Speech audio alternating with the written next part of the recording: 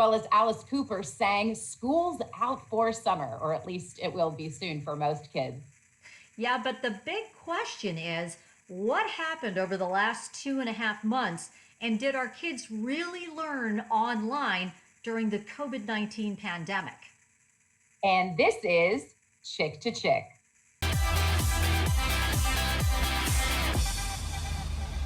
So, Carrie, the big date here was Friday, March 13th. That's when the governor pretty much closed schools across the state because of COVID-19. Initially, it was 2 weeks, then it was extended, and then it was closed through the end of the school year. School districts had to scramble at the last minute to come up with an online curriculum to keep kids learning while they were home. Now, we have to point out that the governor and the Secretary of Education, they both have said the goal is to get kids across the state back in the classroom this fall. Yeah, I mean, there are a lot of cases where you've got small schools, you've got big schools, and they're all kind of scrambling and shucking and jiving to figure out how does this really work? And I think most of them did the best job that they possibly could. Still, obviously, we've heard from a lot of parents that a lot of the burden of education fell upon them while they were still scrambling to figure out their workplace. So it just created a lot of uncertainties with how education is working during a time of a pandemic. Yeah, and that raises the question a lot of parents are asking, did my kids really learn anything online over the last 2.5 months? As you pointed out, they're not just being a parent, they're being a teacher, they're policing their education, and every school district handled this in a different way. And ultimately, did our kids learn anything over the last 2.5 months? Yeah, parents had a very big responsibility this time around with a lot of things concerning their kids. And that transition has not always been easy. Well, joining us today to shed a little light on the situation of the chaos with education that is not in a traditional school is Sharon Dixon. She is a mother of three, but she has two that are in middle school and the other in high school. So Sharon, thank you so much for being with us today. We're happy to hear your voice on all of this, as many parents will be. Oh, thanks, Gary. Thanks for having me. So let's just start right off. What's your experience been, Mom? Having the kids at home and working from home. What's it been like? So I'm not going to lie, it stinks. It's really hard. Obviously, my husband and I are both working from home and having only one home office and having a place for all the kids. And my oldest, is at Penn State. So she still had classes to finish as well. So we had kids, people everywhere, wall-to-wall people trying to find a space to work. And that was hard enough when there's five of us trying to find a place for quiet or to work or to watch videos of the schooling that they're doing or not doing. And much of the case is I'll go down the basement and I find them playing video games instead of what they were supposed to be doing. In the beginning, that was a lot more difficult. Even though I had these great plans of a schedule. I had Jack's schedule, Will's schedule, math from 9 to 10, science, whatever that is, from 11 to 12. Yeah, that didn't work. That lasted, I think, 3 days. So if that.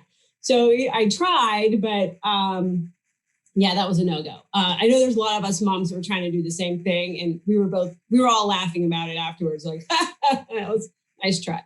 Didn't work. So there was a lot of me trying to structure their as I could, but also trying to work. And my husband working. So it's very difficult. Kids have been out of the classroom for the last 2.5 months. And I'm wondering, do you feel as a parent that your kids truly learned what they needed to learn over the last 2.5 months in this online learning format? So my high schooler, I think it was okay. It started off very rough. We had that was 2-3 weeks where, it was kind of like a break. So it was like a mini vacation there in the middle of everything. And then when they went, quote unquote, live, that first week or 2 weeks, I would say was not very good. But I would say the last month, it has been a lot better. There's the teachers really, they really put in a lot more effort, I've noticed. So it's not just, hey, go watch this video. There are, I know as Jack's math teacher, she's doing an amazing job. I was really impressed with how she's handling math. Because, math is one class that they'll have, that they will go backwards if it's not constantly being used. So that's a big concern of mine with my middle schooler. He's an average student, good student, but he needs that extra work. He always needs to be on top of it. So I was really worried about that. Well, I can't be any more happy with how his math teacher's handling it. She does all these videos with problems on the whiteboard. She's doing a really good job trying to make sure they understand. And then she has quote unquote office hours where they can jump in. She's doing a great job. I wouldn't say all the teachers are doing a great job, but I think, some are more tech savvy, and those that have done a gang up job. And of course, there's always technical issues, right? I mean, on our end, even, and we have a whole office set up anyway, because I work from home. But we even had some technical issues. One of the things that I wanted to ask you, you're very lucky that you and your husband are home. Obviously, you have a lot of things already set up and in place so that it was more of a streamline of getting the kids back online and being online.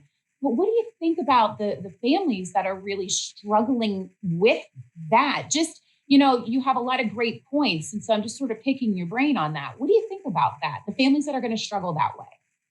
So, yeah, and I have, because of, like I said, my younger son's, a couple of his friends were not set up at all. And the school district did come through, but it was a good month later by the time that they did come through. But there's not enough laptops. There's not enough IT support whatsoever. Phone calls don't get answered because they're too busy on the phone with so many other kids as well, trying to get them set up.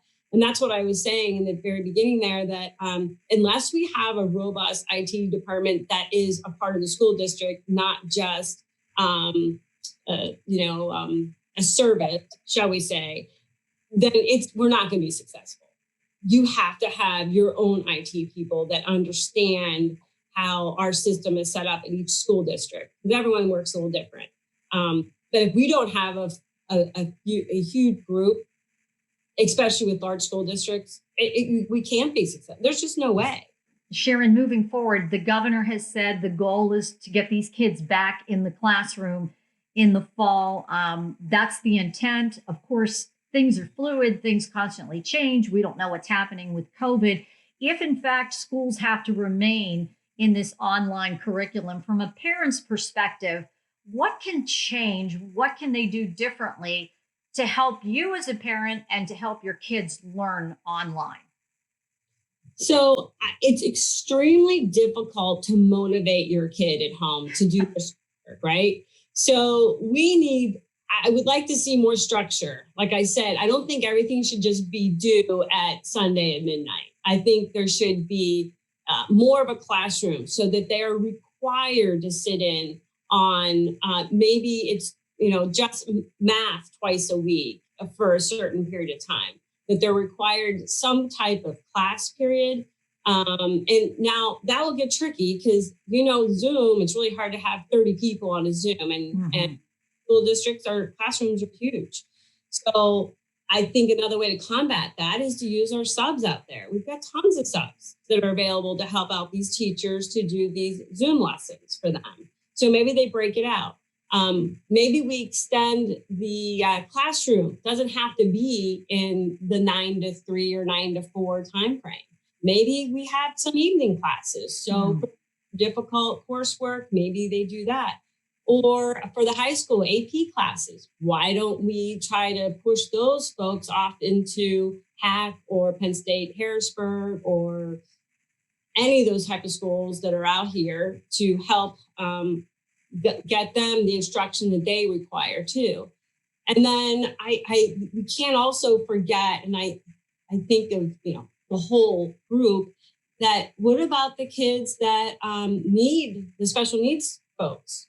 How are we handling those folks when they're at home? I think there needs to be some kind of interaction with them so that they don't regress either. So the special ed classes need to continue in some form or another. And maybe they are able to do a little bit more hands-on.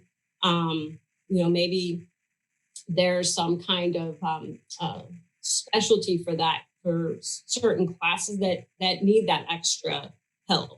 And then finally, we still need to have some kind of social interaction with the kids. I mean, kids are social creatures. Look at these elementary kids. I mean, my youngest without school, he would have drove me crazy. He needs to be with his people, it's all about people with him. And so I know he's having a rougher time not being with his peeps all the time. So. Well, Sharon, these are all great points.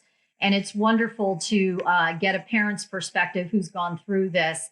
And so thank you so much for joining us today. Thanks, Sharon. Happy to do so. It was fun. Thank you, chickies. Yeah, Thanks. We appreciate your input. Thank you so much. Oh, you're welcome. Have a good day. Sharon brought up some really good points. I like that she was very, straight to the point about the things that didn't work, but I thought her suggestions were really good. I did too. And, let's be honest here and let's be fair to the school districts.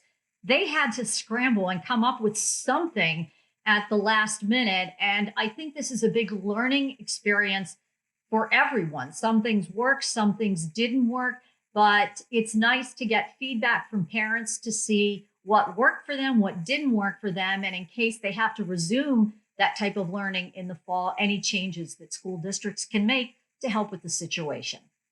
Exactly. And listen, we really appreciate you all weighing in on our conversations, and we look forward to hearing from you and what you want us to chirp about. So you can find us all over social media, but better yet, you can check us out on chick2chick.com. Go up to the contact and scroll down and fill out your name and what you want to hear from us. We'd love to hear from you, and we will be back next week to chirp about another topic.